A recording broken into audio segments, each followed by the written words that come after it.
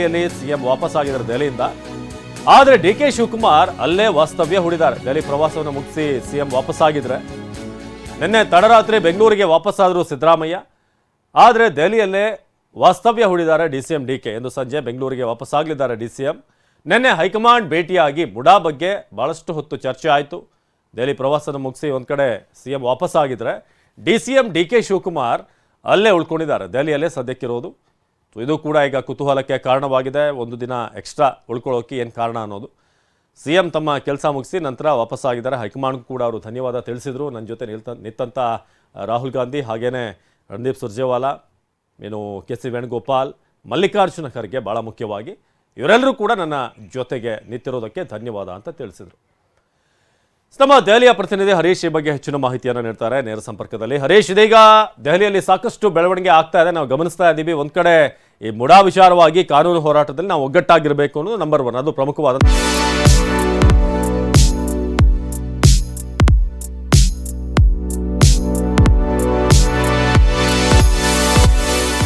Agenda.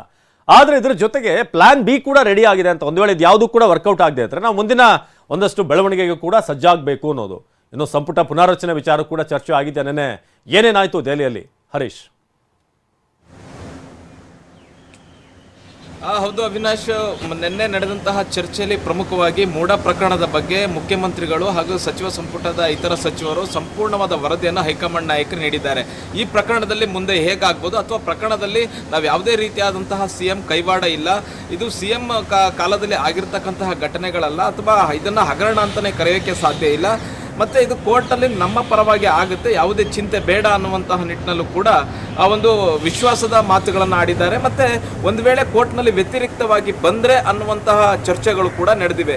ಮುಖ್ಯವಾಗಿ ಈಗ ನಾಗಪ್ರಸನ್ನ ಅವರ ಪೀಠದಲ್ಲಿರ್ತಕ್ಕಂತಹ ವಿಚಾರಣೆ ಏನಿದೆ, ಮುಂದಿನ ವಾರ ವಿಚಾರಣೆಗೆ ಬರುತ್ತೆ ಕೇಸು. ವಿಚಾರಣೆಗೆ ಬಂದಂಥ ಸಂದರ್ಭದಲ್ಲಿ ಎಲ್ಲ ಆಯ್ಕೆಗಳ ಬಗ್ಗೆ ಕೂಡ ಚರ್ಚೆ ಮಾಡಿದ್ದಾರೆ. ಒಂದು ವೇಳೆ ಕೋರ್ಟ್ ಒಂದು ವೇಳೆ ಲೋಕಾಯುಕ್ತ ತನಿಖೆಗೆ ವಹಿಸಿದ್ದೇ ಆದಲ್ಲಿ, ಒಂದು ತನಿಖಾ ಸಂಸ್ಥೆಗೆ ಈ ಪ್ರಕರಣವನ್ನು ವಹಿಸಿದ್ದೇ ಆದಲ್ಲಿ ಮುಂದೆ ಹೇಗೆ ರಾಜ್ಯ ಸರ್ಕಾರ ನಡೆ ಇಡಬೇಕು ಅನ್ನುವಂಥದ್ರ ಬಗ್ಗೆ ಚರ್ಚೆ ನಡೆಸಿದ್ದಾರೆ. ಒಂದು ವೇಳೆ ಹೈಕೋರ್ಟ್ ಒಂದು ವೇಳೆ ರಾಜ್ಯಪಾಲರು ತನಿಖೆಗೆ ಕೊಟ್ಟಿರ್ತಕ್ಕಂಥದ್ದು ತಪ್ಪು ಅನ್ನೋದಾದ್ರೆ ಅಲ್ಲಿಗೆ ಪ್ರಕರಣ ಮುಕ್ತಾಯ ಆಗುತ್ತೆ. ಒಂದು ವೇಳೆ ತನಿಖೆಗೆ ಕೊಟ್ಟಂತಹ ವೇಳೆ ಇದು ಪ್ರಕರಣ ಮತ್ತೊಂದು ಹಂತಕ್ಕೆ ಹೋಗುತ್ತೆ. ವಿರೋಧ ಪಕ್ಷಗಳು ಮುಖ್ಯಮಂತ್ರಿಗಳ ರಾಜೀನಾಮೆಗೆ ಒತ್ತಾಯಿಸ್ತವೆ. ಇಂತಹ ಸಂದರ್ಭದಲ್ಲಿ ಮುಖ್ಯಮಂತ್ರಿಗಳ ನಡೆ ಯಾವ ರೀತಿ ಆಗಿರುತ್ತೆ, ಹೈಕಮಾಂಡ್ ನಡೆ ಯಾವ ರೀತಿ ಆಗಿರುತ್ತೆ ಅನ್ನುವಂಥದ್ದು ಕೂಡ ಬಹಳಷ್ಟು ಕುತೂಹಲ ಕೆರಳಿಸಿದೆ.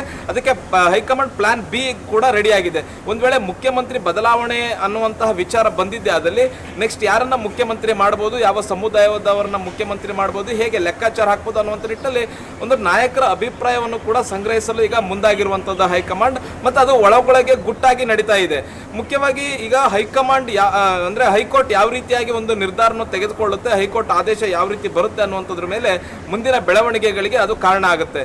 ಇನ್ನೂ ಮುಖ್ಯವಾಗಿ ನೋಡೋದಾದ್ರೆ ನಿನ್ನೆ ನಡೆದಂತಹ ಸಭೆಯಲ್ಲಿ ಸಚಿವ ಸಂಪುಟ ಪುನಾರಚನೆ ಬಗ್ಗೆ ಕೂಡ ಚರ್ಚೆ ನಡೆದಿದೆ ಅನ್ನುವಂತಹ ಮಾಹಿತಿ ಸಿಗ್ತಾ ಇದೆ.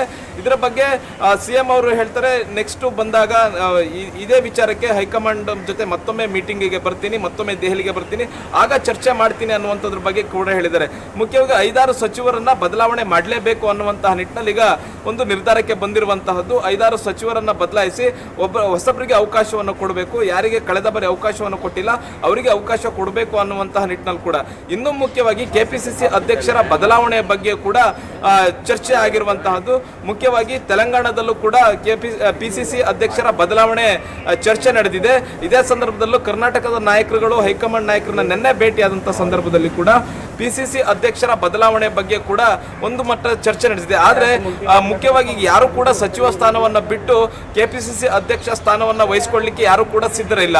ಹಾಗಾಗಿ ಸಚಿವ ಸಂಪುಟ ಪುನರ್ರಚನೆ ವೇಳೆ ಯಾರು ಒಬ್ಬ ನಾಯಕರಿಗೆ ಕೆಪಿಸಿಸಿ ಅಧ್ಯಕ್ಷ ಸ್ಥಾನವನ್ನ ಕೊಡಬೇಕು ಅನ್ನುವಂಥ ನಿಟ್ಟಿನಲ್ಲಿ ಚರ್ಚೆ ನಡೆದಿದೆ. ಒಂದು ಕಡೆ 5-6 ಸಚಿವರನ್ನ ಕೈ ಬಿಡುವಂತದ್ದು ಒಂದು, ಇನ್ನೊಂದು ಕಡೆ ಕೆಪಿಸಿಸಿ ಅಧ್ಯಕ್ಷರ ಬದಲಾವಣೆ ಕೂಡ ಅದೇ ಟೈಮಲ್ಲಿ ಆಗಬೇಕು. ಒಂದ್ ಕಡೆ ಈಗ ಮಹಾರಾಷ್ಟ್ರ, ಜಾರ್ಖಂಡ್, ಅಂಡ್ ಜಮ್ಮು ಕಾಶ್ಮೀರ ಹರಿಯಾಣ ಚುನಾವಣೆ ನಡೀತಿದೆ. ಈ ಚುನಾವಣೆ ಮುಗಿದ ಬಳಿಕ ಈ ಒಂದು ಸಂಪುಟ ಪುನಾರಚನೆ ಪ್ರಕ್ರಿಯೆಗೆ ಚಾಲನೆ ಸಿಗುತ್ತೆ. ಮತ್ತೆ ಕೆಪಿಸಿಸಿ ಅಧ್ಯಕ್ಷರ ಬದಲಾವಣೆ ಬಗ್ಗೆ ಕೂಡ ಆಗ್ಲೇ ನಿರ್ಧಾರ ಆಗುತ್ತೆ. ಒಂದು ಕಡೆ ಮೂಡಾದ ಪ್ರಕರಣದ ಬಗ್ಗೆ ಸಂಪೂರ್ಣವಾಗಿ ಹೈಕಮಾಂಡ್ಗೆ ವಿವರ ನೀಡೋದು, ಮತ್ತೆ ಮುಂದಿನ ಕಾನೂನು ಹೋರಾಟ ಹೇಗಾಗುತ್ತೆ, ಒಂದ್ ವೇಳೆ ಪರವಾಗಿ ಬಂದ್ರೆ ಅಥವಾ ವ್ಯತಿರಿಕ್ತವಾಗಿ ಬಂದ್ರೆ ಮುಂದಿನ ಹೋರಾಟ ಹೇಗೆ, ಮತ್ತೆ ಇದನ್ನ ವಿಪಕ್ಷಗಳು ಹೇಗೆ ಬಳಸ್ಕೊಳ್ತವೆ, ಅದಕ್ಕೆ ಹೇಗೆ ಕೌಂಟರ್ ಅನ್ನ ಕೊಡಬೇಕು ಅನ್ನುವಂಥ ನಿಟ್ಟಲ್ಲಿ ಕೂಡ ಚರ್ಚೆ ಆಗಿದೆ.